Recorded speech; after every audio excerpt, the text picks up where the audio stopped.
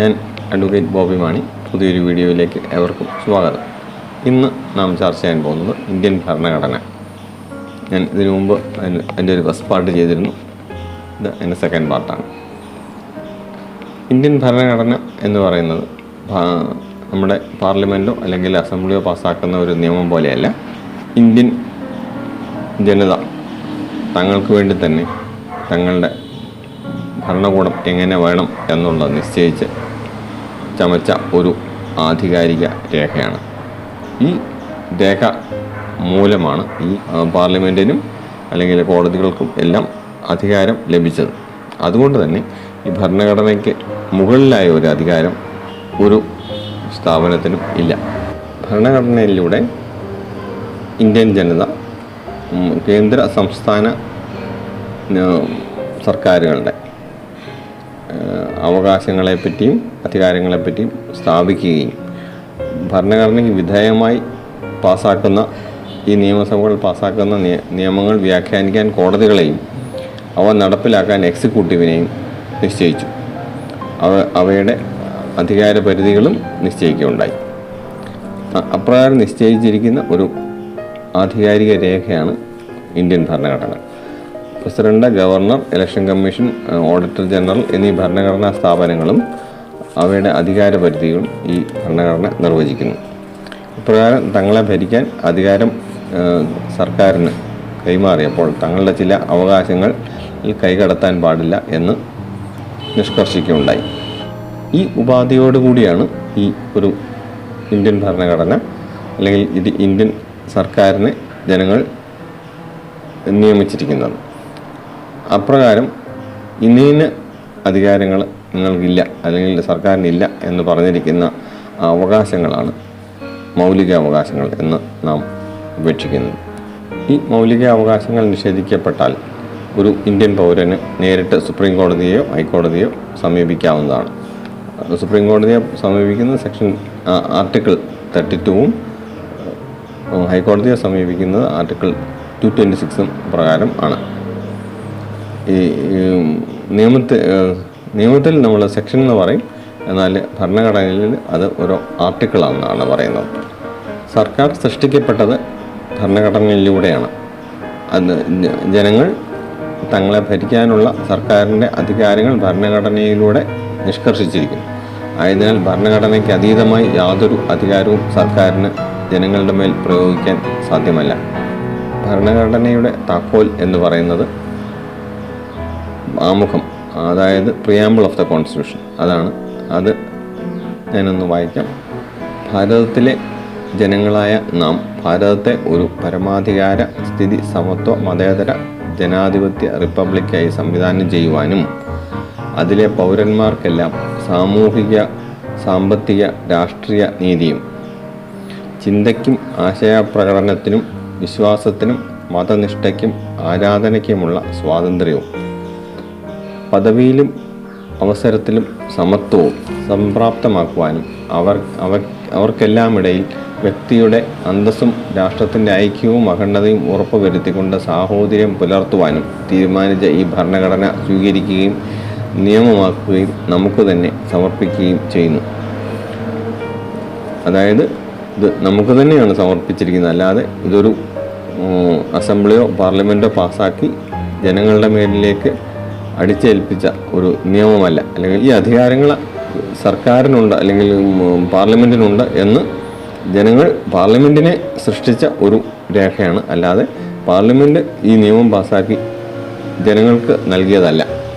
ഭരണഘടനയിലൂടെ Indian ജനത Indian ഭരണകൂടത്തെ നിർവചിക്കുകയും പ്രാബല്യത്തിൽ വരുത്തുകയും ചെയ്തിരിക്കുന്നു. മറ്റൊരു വിധത്തിൽ പറഞ്ഞാൽ ഇന്ത്യൻ ജനതയ്ക്ക് വേണ്ടി ഇന്ത്യൻ ജനതയാൽ നിർമ്മിക്കപ്പെട്ട ഭരണഘടനയുടെ സൃഷ്ടിയാണ് ഇന്ത്യൻ ഭരണകൂടം.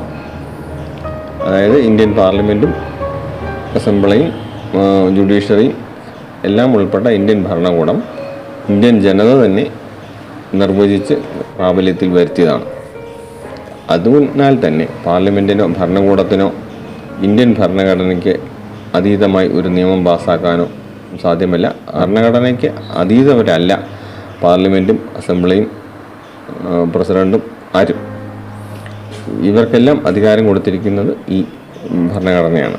ഭരണഘടനയിലെ മൗലിക അവകാശങ്ങൾക്ക് അതീതമായോ അല്ലെങ്കിൽ അതിനെ ധ്വംസിക്കുന്നതോ അത്ര തന്നെ പ്രാധാന്യമുള്ള അടിസ്ഥാന തത്വങ്ങൾക്ക് വിരുദ്ധമായോ ഒരു നിയമം പാസ്സാക്കാൻ അസംബ്ലിക്കോ പാർലമെൻറ്റിനോ അധികാരമില്ലാത്തതാണ്. അങ്ങനെ പാസ്സാക്കുകയാണെങ്കിൽ അത് അപ്രകാരമുള്ള നിയമം സാധുവാക്കി പ്രഖ്യാപിക്കാനുള്ള അവകാശം ജുഡീഷ്യറിക്കുണ്ട്. അതാണ് judicial review. Ultra vires to the constitution, അതായത് കോൺസ്റ്റിറ്റ്യൂഷനെതിരായിട്ടൊരു നിയമം പാസ്സാക്കിയാൽ അതാണ് അൾട്രാവയർസ് ടു ദ കോൺസ്റ്റിറ്റ്യൂഷനാണ് എന്ന് പറഞ്ഞ് ആ നിയമത്തിനെ അസാധുവാക്കാനുള്ള അധികാരം കോടതികൾക്കുണ്ട്. അപ്രകാരം അസാധുവാക്കിയതാണ് റെന്റ് കൺട്രോൾ ആക്ടിലെ സെക്ഷൻ 5, 6, 8. അതായത് ആർട്ടിക്കിൾ 19 ഒരു വ്യക്തിക്ക് ഏത് തൊഴിലും ചെയ്യാനുള്ള അവകാശം ഉള്ളത് അതിനൊരു ധ്വംസനമായിരുന്നു ഈ 5, 6, 8. അത് 1962 പാസ്സായ ഈ നിയമം പാസ്സായെങ്കിലും 1994 വരെ ഈ നിയമം പ്രാബല്യത്തിലുണ്ടായിരുന്നു. 94 ഐസക് നൈനാൻ്റെ കേസ് വരുന്നതും ഈ 5, 6, 8 എടുത്തു കളഞ്ഞപ്പെട്ടതും. ഭരണഘടനയുടെ 1 മുതൽ 4 വരെയുള്ള ഭാഗങ്ങളിൽ ഇന്ത്യയെപ്പറ്റി നിർവഹിച്ചിരിക്കുന്നു, അതിൻ്റെ ഭാഗങ്ങളെപ്പറ്റിയും മറ്റും നിർവഹിച്ചിരിക്കുന്നു. 5 മുതൽ 11 വരെ ഭാഗങ്ങളിൽ ഇന്ത്യൻ പൗരത്വത്തെപ്പറ്റി നിർവഹിച്ചിരിക്കുന്നു. 11 മുതൽ 36 വരെയാണ് മൗലിക അവകാശങ്ങളെപ്പറ്റി ഉള്ള നിർവചനം കാണുന്നത്. അതിനകത്ത് സെക്ഷൻ 14 ഇക്വാളിറ്റി ബിഫോർ ലോ, അതായത് ഈക്വലായിട്ട് എല്ലാവരെയും കാണണം, നിയമത്തിന് മുമ്പിൽ എല്ലാവരും തുല്യരാണ് എന്നുള്ളത് ആർട്ടിക്കിൾ 14. ആർട്ടിക്കിൾ 11 മുതൽ 18 വരെയുള്ള ഇത് തുല്യതയ്ക്ക് വേണ്ടിയുള്ള നിയമങ്ങളാണ്. അല്ല, നിയമങ്ങളെന്ന് പറയാൻ പാടില്ല. ഇത് കോൺസ്റ്റിറ്റ്യൂഷനിലെ ആർട്ടിക്കിൾ ഈ 11 മുതൽ 18 വരെയുള്ളതാണ് തുല്യതയ്ക്ക് വേണ്ടി നിലനിൽക്കുന്നത്. ആർട്ടിക്കിൾ 19 മുതൽ 32 വരെ മൗലിക അവകാശങ്ങളെപ്പറ്റി പറയുന്നു. ഈ 32 എന്ന് പറയുന്നത് ഈ മൗലിക അവകാശങ്ങൾ ഏതെങ്കിലും ധ്വംസിക്കപ്പെട്ടാൽ നേരിട്ട് സുപ്രീം കോടതിയെ സമീപിച്ച് ആ ധ്വംസനത്തിനെതിരായി പെറ്റീഷൻ കൊടുക്കാനായിട്ടുള്ള അധികാരം ഒരു വ്യക്തിക്ക് നേരിട്ട് സുപ്രീം കോടതിയിൽ പോകാവുന്ന ഏക അവസരം ഈ മൗലിക അവകാശ ധ്വംസനം ഉണ്ടാകുമ്പോഴാണ്. ഭരണഘടനാപരമായ സ്വാതന്ത്ര്യങ്ങളെപ്പറ്റി 19-ാം ഭാഗം പറയുന്നു. അതായത് ആർട്ടിക്കിൾ 19 പറയുന്നു. ഈ 19 മുതൽ 22 വരെയാണ് ഈ സ്വാതന്ത്ര്യങ്ങളെപ്പറ്റി പറയുന്നത്. ആർട്ടിക്കിൾ 23 മുതൽ 24 ചൂഷണത്തിനെതിരായി ഉള്ള ആർട്ടിക്കിൾസാണ്.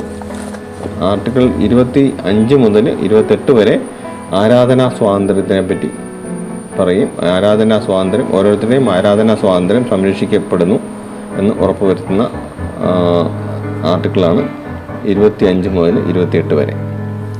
പഠന സ്വാതന്ത്ര്യവും സംസ്കാരങ്ങൾ കാത്തു സൂക്ഷിക്കാനുള്ള സ്വാതന്ത്ര്യവും 29 മുതൽ 30 വരെ, അതായത് 29, 30 അവരവരുടെ സംസ്കാരം കാത്ത് സൂക്ഷിക്കാനുള്ള സ്വാതന്ത്ര്യം പറഞ്ഞിരിക്കുന്നത്. ഈ പറഞ്ഞ മൗലിക അവകാശങ്ങൾ സംരക്ഷിക്കുവാനും ധ്വംസനമുണ്ടായാൽ അത് സംരക്ഷിക്കാനുള്ള ആർട്ടിക്കിളാണ് ആർട്ടിക്കിൾ 32. ഈ പറഞ്ഞ മൗലിക അവകാശങ്ങൾ ഏതെങ്കിലും ധ്വംസിക്കപ്പെട്ടാൽ നേരിട്ട് സുപ്രീം കോടതിയിൽ പോകാവുന്നത് ഈ ആർട്ടിക്കിൾ 32 പ്രകാരമാണ്. അതിനുള്ള അവകാശം ഓരോ പൗരനും ആർട്ടിക്കിൾ 32 നൽകുന്നുണ്ട്. ഇന്ത്യൻ ജനത ഇന്ത്യൻ ഭരണകൂടത്തെ ഭരണഘടനയിലൂടെ സൃഷ്ടിച്ചപ്പോൾ മൗലിക അവകാശങ്ങൾ മാറ്റിവെച്ച് മറ്റ് അവകാശങ്ങളെ നിയന്ത്രിക്കുവാനുള്ള അധികാരം മാത്രമേ നാം ഭരണകൂടത്തിന് വിട്ടുകൊടുത്തിട്ടുള്ളൂ. ഇതിനാലാണ് മൗലിക അവകാശങ്ങളെ ഇത്ര അധികം പദവി നൽകി നാം കാത്ത് സൂക്ഷിക്കുന്നത്. മൗലിക അവകാശങ്ങളുടെ ഈ പ്രത്യേകത കൊണ്ട് തന്നെയാണ് ഈ അവകാശങ്ങൾ സർക്കാരിനെതിരെ മാത്രമേ നിലനിൽക്കുകയുള്ളൂ, വ്യക്തികൾക്കെതിരെ ഈ അവകാശം നിലനിൽക്കുന്നതല്ല. മൗലിക അവകാശങ്ങൾ ലംഘിച്ചുകൊണ്ട് നിയമങ്ങൾ പാസ്സാക്കാനോ നടപ്പിലാക്കാനോ സർക്കാരിന് അധികാരമില്ല.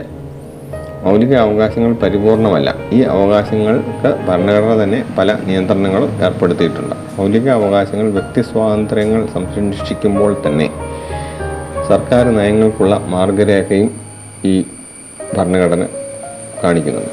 അതായത് ആർട്ടിക്കിൾ 36 മുതൽ 51 വരെ സമൂഹത്തിൻ്റെ ഉയർച്ചയ്ക്കും നന്മയ്ക്കുമായി പല മാർഗനിർദ്ദേശ തത്വങ്ങളും ഈ ഭരണഘടന സമർപ്പിക്കുന്നുണ്ട്.